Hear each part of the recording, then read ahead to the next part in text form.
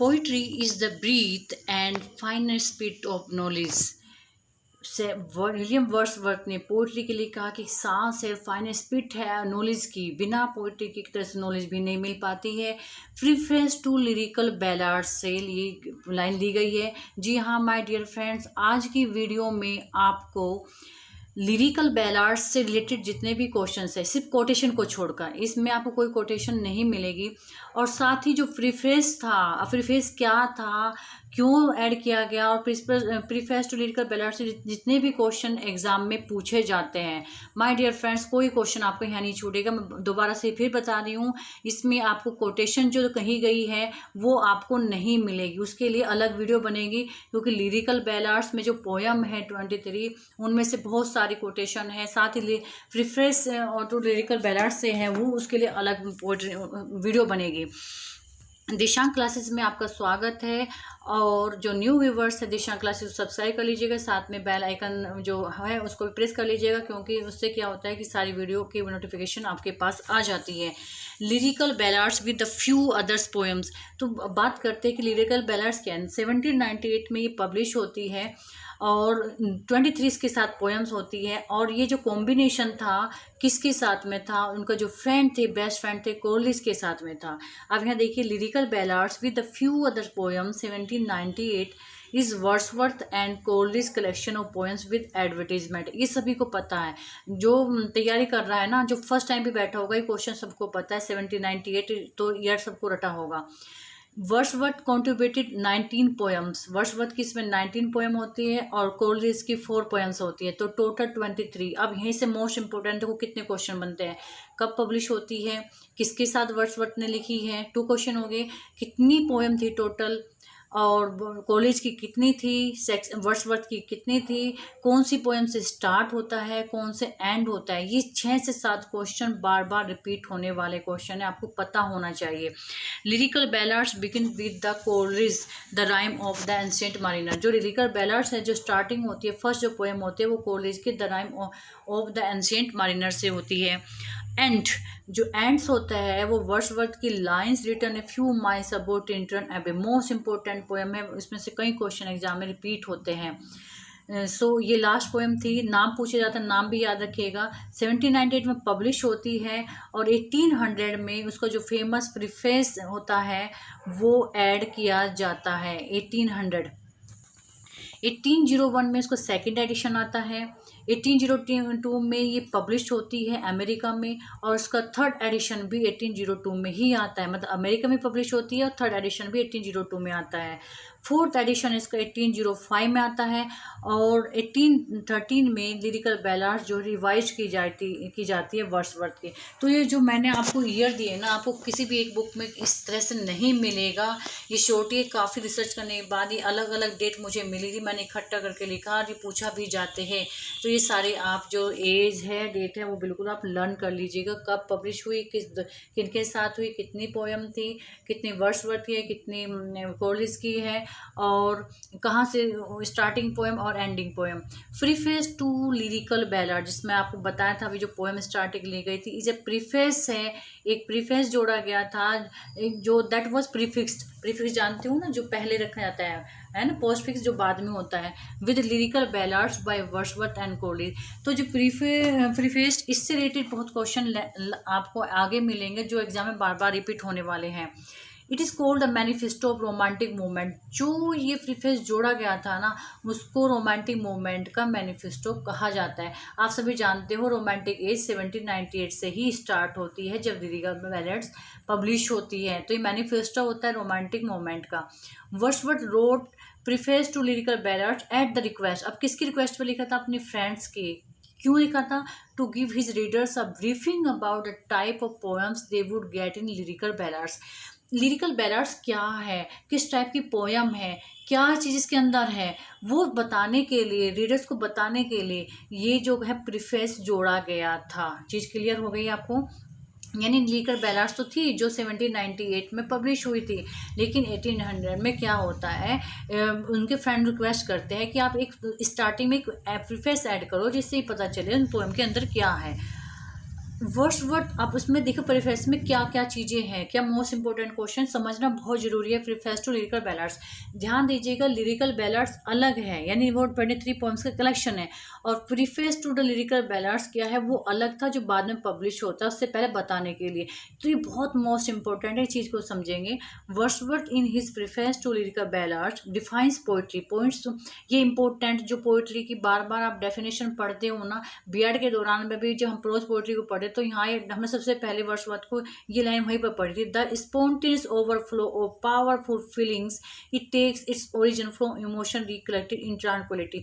तो ये जो आया है, जो लाइन दी है, वो वर्ड्सवर्थ ने प्रीफेस में दी है। लिरिकल बैलाड्स जो कलेक्शन उसमें नहीं, जो प्रीफेस लिखा वहाँ पर उन्होंने पोएट्री के बारे में डिफाइन किया कि पोएट्री होती क्या है। ये एक स्वच्छंद ओवरफ्लो होता है जो हमारे अंदर पावरफुल फीलिंग्स होती है, ठीक है ना। According to Wordsworth a poet is a man speaking to man. तो उन्होंने पोएट को बताया कि पोएट कौन होता है। क्वेश्चन आ जाए कि what is poet according to Wordsworth, तो आप कह सकते हैं अकॉर्डिंग टू वर्ड्सवर्थ पोएट क्या एक आदमी है जो आदमी से ही बात करता है, ठीक है ना, क्लियर होगी। A poet is a man speaking to man. Some of the characteristics of a poet as stated by Wordsworth are given below. जो उन्होंने पोएट के अंदर एक कैरेक्टरिस्टिक्स होनी चाहिए, क्वालिटी होनी चाहिए, वो बताई इन्होंने कि a poet is a man speaking to man, एक आदमी है जो आदमी से बात करता है। सेकंड, ही इज एंडोर्ड, प्रतिपादित होता है with more lively sensibility, more enthusiasm and tenderness. तो उसने कहा कि पोएट के अंदर सेंसिबिलिटी, एंथुजियाज्म और टेंडरनेस होना चाहिए। He has a greater knowledge of human nature, और जो पोएट होता है उसे ह्यूमन नेचर की भी नॉलेज होनी चाहिए। He has a more comprehensive soul, वो ऐसी उसकी आत्मा, ऐसी उसकी सोल हो जो सभी को समझ सके। Humble and rustic people are chosen by Wordsworth in lyrical बैलाड्स।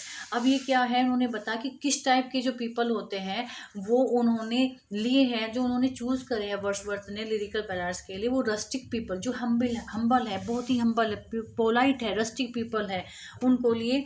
वो ये कहते हैं कि जो पोएट्री है ना, वो ऐसे बिल्कुल जो सिंपल लोग होते हैं उन्होंने उनके लिए लिखी है, वो ऐसा मानते थे। The theme of Wordsworth new poetry was humble and rustic life. जाहिर सी बात है, जब जैसे लोगों ने सिलेक्शन लिया है तो उनकी थीम भी तो फिर ऐसी ही होगी। ऐसा तो नहीं है कि उन्होंने वर्ल्ड क्लास तो लोग ले लिए और फिर वहाँ बिल्कुल देहाती पोएम लिखेंगे, या देहात के लोग उन्होंने लिए, मतलब रस्टिक के लोग लिए, बड़ी सिंपल लोग लिए और उन्होंने बड़ी हाई लैंग्वेज लिख दी। तो ऐसा तो नहीं होगा, जैसे ही उन्होंने लोग लिए ऐसी ही उनकी थीम थी पोएम की। फिर कहते हैं Wordsworth choose humble and rustic life. वो अब ये कहते हैं क्यों चूजा उसे, क्योंकि in the condition the essential passions of the heart find a better soil in which they can attain their maturity. वो ये कहता है कि उसने ऐसा क्यों चुना, क्योंकि जो इस कंडीशन में जो एसेंशियल पैशंस होती है हार्ट की, वो ऐसे ही सोइल में पाई जाती है जहाँ वे उनको मैच्योरिटी पा सकते हैं। According to Wordsworth, the subject matter of poetry should be the incidents and situation from common life। तो वर्ड्सवर्थ ये कहते हैं कि जो पोएट्री का मैटर है और जो घटनाएं हैं वो बिल्कुल कॉमन लाइफ से ली जानी चाहिए।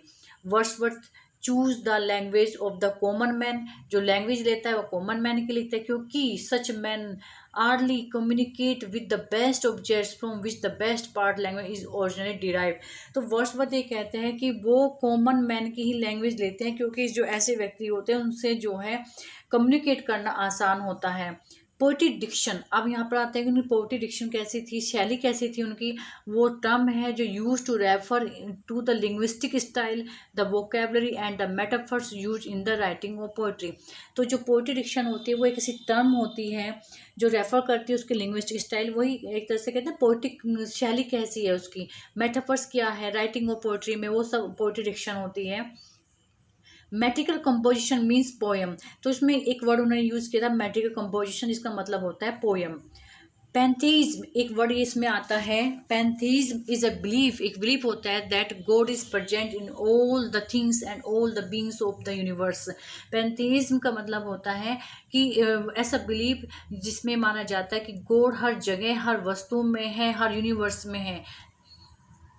The main difference between a poet and common man, जो मेन डिफरेंस मानते हैं पोएट में और कॉमन मैन के बीच में, वो होता है वर्ड्सवर्थ के according is not in nature but in degree. वो कहते हैं कि नेचर में कोई डिफरेंस नहीं, बस उनकी डिग्री में अंतर है। A poet is a man who has greater sensibility imagination. जो पोएट है वो एक ऐसे व्यक्ति है जिसमें sensibility, imagination, knowledge of human nature, comprehensiveness, zest for life and power of communication than a common man. तो इन पोएट में ये सारी क्वालिटी की जगह इकट्ठी हो गई, क्यों कहते हैं कि पोएट में एक ऐसी सेंसिबिलिटी होनी चाहिए। ऑर्गेनिक सेंसिबिलिटी मीन्स, एक वर्ड आया है उनमें ऑर्गेनिक सेंसिबिलिटी, जिसका मतलब होता है capacity of a man to receive and internalise external impressions through the sense. एक है ना लिटरेरी टर्म्स, जो साहित्यिक टर्म्स होते हैं, जो शब्द होते हैं, वो साथ साथ में जो प्रीफेस में आए थे वो मैं साथ साथ आपको डिफाइन करते चल रही हूँ कि ऑर्गेनिक, ये आपकी वोकैब में भी काम आ सकते हैं, लिटरेरी टर्म्स जो आपका टॉपिक है उसमें भी काम आ सकते हैं। ऑर्गेनिक सेंसिबिलिटी का मतलब होता है किसी भी व्यक्ति की कैपेसिटी है कि रिसीव करने की, उसको इंटरलाइज करने की, मतलब अंदर सेंस शक्ति करने की, उसको फिर एक्सटर्नल इम्प्रेशन, भाई हम जो अंदर क्या ले रहे हैं, क्या रख रहे हैं, फिर वो बाहर जो आता है वो किस इंप्रेशन के साथ आते हैं, क्या सेंस होते हैं, वही ऑर्गेनिक सेंसिबिलिटी होती है। Personification is the attribution of a personal nature और human characteristic to something non human. ये तो आप जानते हैं कि पर्सोनिफिकेशन क्या होता है, कि किसी भी चीज़ का मानवीकरण कर देना। तो वही है कि वो abstract quality in human form, एक एब्स्ट्रैक्ट क्वालिटी आती है ह्यूमन फॉर्म में। Wordsworth avoids the use of personification. अब मैं यहाँ पर्सोनिफिकेशन क्यों बता रही थी, क्योंकि वो अवॉइड करता है पर्सोनिफिकेशन, क्योंकि it sometimes seems to be a mechanical device to him, क्योंकि उसे ऐसे कुछ समय लगता है कि तो मैकेनिकल डिवाइस है, ओरिजिनल नहीं है, इसलिए उसका वो बहुत ही मतलब उसको अवॉइड करता है पर्सोनिफिकेशन को। पर्सोनिफिकेशन आप सभी जानते हो फिगर्स ऑफ स्पीच है, और आपके लिए भी एग्जाम में पूछा जाता है, कई बार एग्जाम में पूछा जा चुका है। पोएटिक ट्रूथ, अब पोएटिक ट्रूथ क्या होता है, is the universal element in human nature and in human life. तो पोएटिक ट्रूथ जो है एक यूनिवर्सल एलिमेंट होता है ह्यूमन नेचर में, ह्यूमन लाइफ में। It is much higher than historical truth, ये बहुत हाइयर है हिस्टोरिकल ट्रूथ और फिलोसफिकल ट्रूथ के अपेक्षा। According to classical mythology, celestial ichor is the fluid that runs through the veins of gods. जो celestial ichor होता है वो एक फ्लूइड है जो भगवान की वेन के या जो नसों के द्वारा जो दौड़ता है, ठीक है। According to Wordsworth, the purpose of poetry are to enlighten the readers and to purify their affections. ये बहुत इंपॉर्टेंट क्वेश्चन है, इस तरह से आ सकता है ना कि वर्ड्सवर्थ के अकॉर्डिंग पर्पज क्या है, तो वहाँ 4 ऑप्शन आपके सामने दे देंगे। तो ये जो मैं आपको नोट्स करा रही हूँ ना, ये जो लाइनें करा रही हूँ, ये आपको वहाँ पर काम आने वाले हैं, ये मोस्ट इंपॉर्टेंट है, पूछा जा सकता है क्वेश्चन।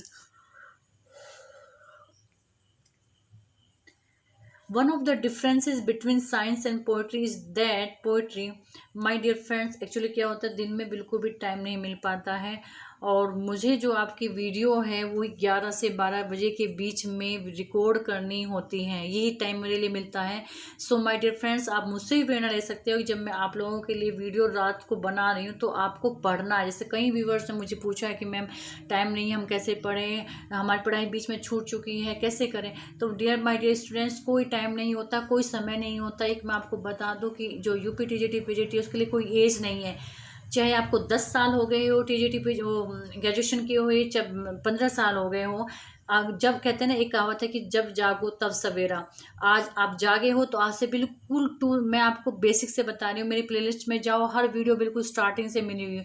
कोई न्यू व्यूअर जो बिल्कुल आज से स्टार्ट कर रहा है ना, वो मेरे नोट्स के अकॉर्डिंग पढ़ रहे, साथ साथ मैं बताती रहती हूँ कि कौन सी बुक से क्या पढ़ना है, आप वही पढ़ते रहे, तो आप बिना कोचिंग के, मेरा दावा है बिना कोचिंग के आप लोगों का सिलेक्शन हो जाएगा, जो मैं आपको तैयारी करा रही हूँ। तो मोटिवेशन कहीं से भी मिल सकता है, कहीं से भी लीजिए, मोटिवेशन लीजिए और तैयारी कीजिए। और मुझे सिर्फ इतनी ही खुशी हो, मुझे तब खुशी मिलेगी जब आप कमेंट बॉक्स में कि मैम हमारा सिलेक्शन हो गया। तो मुझे कहते हैं ना कि माँ बाप जब खुश होते हैं उनको एक रीज़न होता है कि उनके बच्चे कामयाब हो रहे हैं, लेकिन एक आपका एक गुरु ऐसा होता है, एक टीचर ऐसा होता है जो आपके बिना मकसद के खुश होता है। उन्हें आप अपनी सैलरी लेकर नहीं देते हो, बस एक टीचर ही होता है जिससे कोई मोटिव लेस खुशी लेता है। 90 number, one of the differences between science and poetry. तो जो डिफरेंस होता है वर्ड्सवर्थ ने बताया है कि साइंस एंड पोइट्री के बीच में जो डिफरेंस है वो कि पोइट्री अकोमोडेट्स एवरीबॉडी, पोइट्री जो है हर व्यक्ति के अंदर होती है, but science accommodates a few, लेकिन साइंस बहुत कम लोगों में होती है। आप सभी जानते हो ना, एक साइंटिस्ट पोइट तो हो सकता है, पर जरूरी नहीं कि एक पोइट जो है साइंटिस्ट हो जाए। तो जो पोइट्री जो है सब में हो सकती है। According to Wordsworth, poetry is superior to science. Wordsworth के अकॉर्डिंग पोइट्री जो है साइंस से सुपीरियर है, क्योंकि poet's appeal is to the intellect as well as to the heart of man. मतलब पोइट्स अपील करता है इंटेलेक्ट के लिए as well as to heart of man, आदमी के हार्ट को भी करता है, unlike the appeal of the scientist truth which appeals to the intellect alone. तो क्या होता है, जो पोएट्स अपील करता है, जो बुद्धिमान व्यक्ति है उनको भी करता है और व्यक्ति के हार्ट को भी करता है, लेकिन जो साइंस होती है, जो साइंटिस्ट ट्रूथ होता है, वो सिर्फ जो इंटेलेक्ट लोग होते हैं उन्हीं को करता है। Poetry is compare to human heart in respect of their immortality. Poetry compare की जाती है ह्यूमन हार्ट में, किसके रिस्पेक्ट में, उनकी इमोर्टलिटी, अमरता के लिए। Wordsworth says that poetry is as immortal as the heart of man. Most important line है, वर्ड्सवर्थ कहते हैं कि पोइट्री इतनी इमोर्टल है जितना कि आदमी का हार्ट। अब ये चीज़ प्रीफेस टू लिरिकल बैलाड से आई है, एक एक लाइन को आप पढ़ लीजिएगा। अब जो 23 पोएम्स है वो मैं आपको बता रही हूँ, इनमें से सारी पोएम आपको लर्न नहीं करनी है। 5 से 6 पोएम ऐसी है जो बार बार एग्जाम में रिपीट होती है, उनकी मैं आपको समरी बताऊंगी, उनसे रिलेटेड आपको क्वेश्चन बताऊंगी, लेकिन इस वीडियो में नहीं, दूसरी वीडियो में।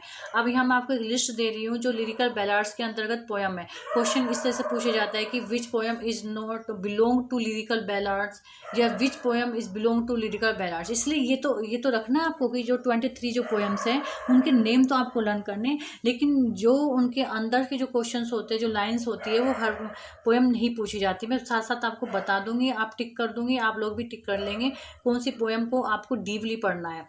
तो first the rime of the ancient mariner, आप सभी जानते हैं, ये जो लिखी थी कॉलेज ने लिखी थी, तो इसमें ये आपको बस सिर्फ नाम याद रखना है कि कौन सी पोएम थी। सेकंड है द फोस्टर मदर्स टेल, ये भी कॉलेज के पहले 4 उन्हीं की है ना। Lines left upon a seat in a yew tree which stands near the lakes of Esthwaite. 4th number the nightingale, a conversational poem Coleridge की है। और द फीमेल वर्जेंट, अब यहाँ से ये जो शुरू हो जाती है वर्ड्सवर्थ की। Goody Blake and Harry Gill, lines written in a small distance from my house and sent by my little boy to the person to whom they are address. Simon Lee, ये आपको थोड़ा सा इसके मैं आपको बताऊंगी poem में, इसके बारे में क्वेश्चन लर्न करना है। 9th number anecdote for fathers, और मोस्ट इंपॉर्टेंट यहाँ से क्वेश्चन जरूर आते हैं वी आर 7, ये तो आप बिल्कुल कर लेंगे। 10th नंबर वाली lines written early spring, the thorn, यहाँ से भी क्वेश्चन पूछा जाता है, थोन से भी। The last of the flock, the dungeon, ये कॉलेज की है इसमें। The mad mother, 16 the idiot boy से क्वेश्चन पूछा जाता है। Lines written near Richmond upon the Thames at evening. Expostulation and reply, the tables turn, most important question बार बार रिपीट होता है, ये वाली लाइन में आप लर्न कर लीजिएगा इसको।